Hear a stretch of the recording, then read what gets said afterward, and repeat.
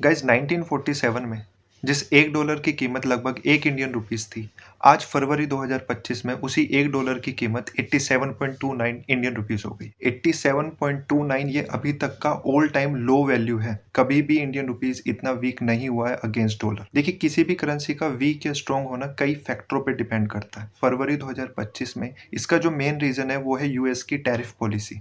देखिए, recently USA ने Canada और मेक्सिको से आने वाले इंपोर्ट पर 25%, चाइना से आने वाले इंपोर्ट पर 10% का टैरिफ लगाया।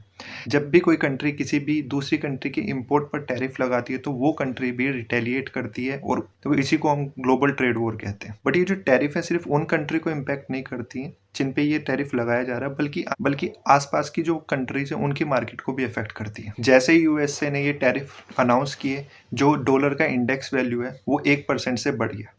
देखिए, इंडेक्स वैल्यू क्या है? ये जो 6 मेजर करेंसीज हैं उनके रिलेटिव में डॉलर की क्या वैल्यू है उसका ये मेजर है। बट जैसे मैंने पहले बोला कि सिर्फ एक फैक्टर नहीं होता है किसी भी करेंसी का स्ट्रॉन्ग या वीक होने पे। इस केस में एक टैरिफ एक फैक्टर है, दूसरा फैक्टर है जॉब डिमांड और हाई इंटरेस्ट रेट जो यूएस प्रोवाइड करा रहा है।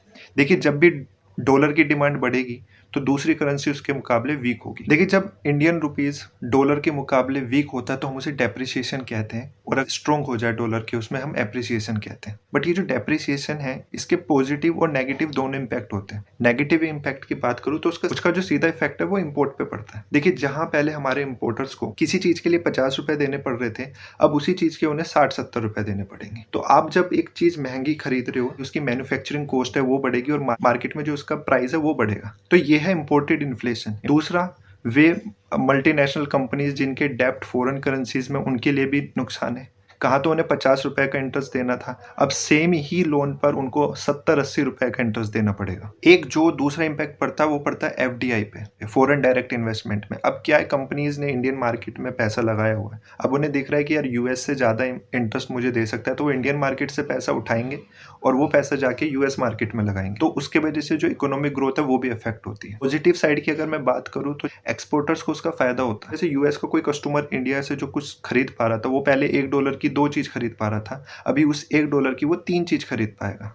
तो उस वजह से उनकी परचेजिंग पावर अच्छी हो गई है, जिस वजह से हमारा एक्सपोर्ट बढ़ेगा। ये तो अभी करंट सिनेरियो के फैक्टर है जिस वजह से, इसके अलावा और भी फैक्टर है। बट इसका सोल्यूशन क्या है? देखो यार, मार्केटिंग फैक्टर जो है इंडिया का कंट्रोल नहीं है। इंडिया का जो कंट्रोल है वो उसकी मॉनेटरी पॉलिसी पे है।